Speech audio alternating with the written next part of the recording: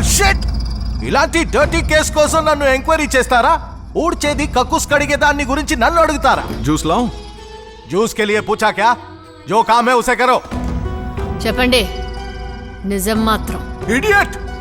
నువ్వు ఎక్కడికొచ్చి మాట్లాడుతున్నావో నీకు తెలియట్లేదు అనుకుంటాను. నేను పుట్టి పెరిగిన ఈ చోటు ఒక హోలీ ప్లేస్. మీరు దండం పెట్టుకోవాలంటే గుడికెళ్ళాలి, కానీ నా ఇల్లే నాకు గుడి లాంటిది. గుడైనా చెత్త కుప్పైనా రెండు ఒక్కటే మాకు. ఈ టైప్ లో నన్ను ఇన్సల్ట్ చేసినందుకు నీ మీద డిఫమేషన్ కేసు పెడతాను, జాగ్రత్త. వెళ్ళి మర్యాదగా నీ హైయర్ అఫీషియల్స్ తో మాట్లాడు. కాదు, వాళ్ళు నీతో మాట్లాడతారు, దాన్ని సిన్సియర్గా ఫాలో అవ్వు. పో పో.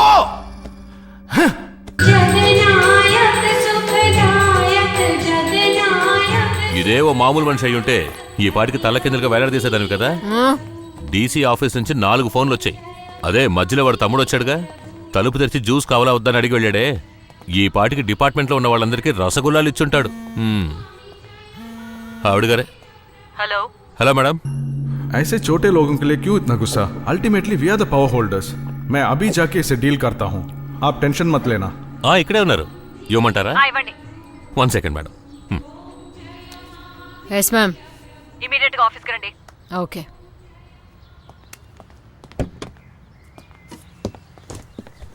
కంగ్రాట్స్. నీ ఎవిడెన్స్ అన్ని తీసుకెళ్లి జైన్ గుడి హుండీలో పడాయి. అలాగే తిరిగి వచ్చేటప్పుడు నువ్వు కూడా నోటికి ఒక గుడ్డ కట్టుకుని వచ్చాయి. సరే సరే సరే. చూస్తావేంట్రా?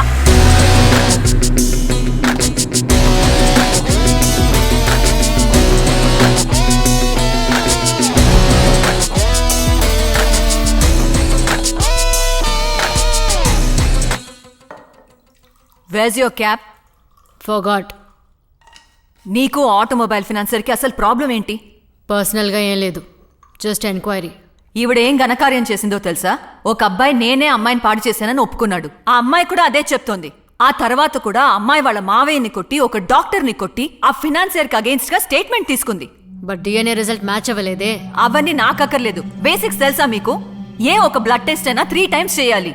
Repeat the blood test for the boy again. But repeating the blood test will have the same result, no. Do as I say. అసలైన అక్యూస్ ని వదిలేసి సొసైటీలో ఒక పెద్ద మనిషి ఇంట్లోకి దూరి ఎంక్వైరీ అన్న పేరుతో అట్రాసిటీ చేశారు. ఇలా చూడు, ఏనుగు నడిచేటప్పుడు 4 చీమలు చనిపోవటం విధి. That is the philosophy of power. ఆ పరిస్థితిలోనే అబ్బాయి అమ్మాయి ఉన్నారు. నీకు అన్ని విషయాల్ని నేను డీటెయిల్డ్ గా చెప్పలేను, అర్థం చేసుకో. Excuse me, but the boy is innocent, no. Hello, don't talk. బాగా చదువుకుని పోస్టింగ్ వచ్చేసామన్న పొగరా? I know who I should pass on this case to. Now I'll send a 3rd memo to your higher officials. నీలాంటి వాళ్ళకి అదే correct. రేపు morning 10ంటికి నీ suspension order రెడీగా ఉంటుంది, వెళ్ళి కలెక్ట్ చేసుకో. ఇక నువ్వు వెళ్ళొచ్చు, పో. ఏంటమ్మా నువ్వు వచ్చినప్పటి నుంచి మా మేడంని టెన్షన్ పెడుతున్నావు? ముందు ఇక్కడి నుంచి పోమ్మా.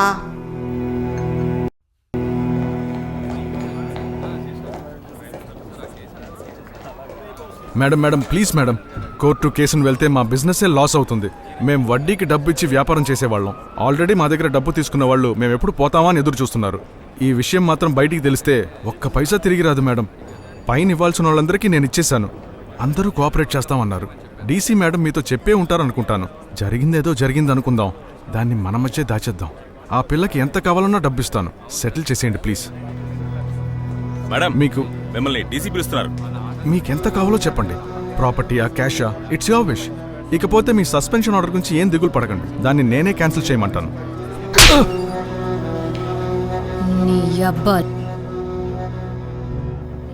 ఏం చేయలేం, ఇదొక సిస్టమ్.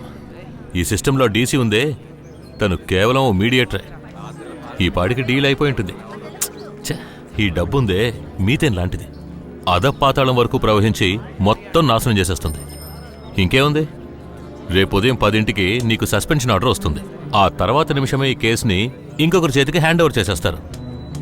మళ్ళీ ఆ పిల్లాడికి బ్లడ్ టెస్ట్ చేసి ఆ బిడ్డ వాడికే పుట్టిందని రిపోర్ట్ రాయించి మొత్తం కేసునే మూసి పారేస్తారు. ఇదే రియాలిటీ షో. ఆ తర్వాత చంటి బిడ్డతో ఆ పిల్ల బయటికి వచ్చాక ఆ పిల్లాడు ఏమవుతారని ఎవ్వరికీ దిగుల్లేదు. అంతెందుకు, నేను నిన్ను కలిపి అంటున్నాను. ఏంటి? తిన్నగా విషయానికి వస్తాను. ఇప్పుడు ఆ పిల్లకి న్యాయం జరగాలంటావా లేదా మంచి జరగాలంటావా? ఏమంటున్నారు? రేపు ఉదయం 10 గంటల తర్వాత నువ్వు తలుచుకున్న ఆ కేసులోకి రాలేవు. ఆలోగా నువ్వు చేయగల ఒకే ఒక మంచి పని, వాళ్ళు ఏమంటున్నారో ఎంత ఇస్తానంటున్నారో తీసుకుని ఆ పిల్లకిచ్చేయి.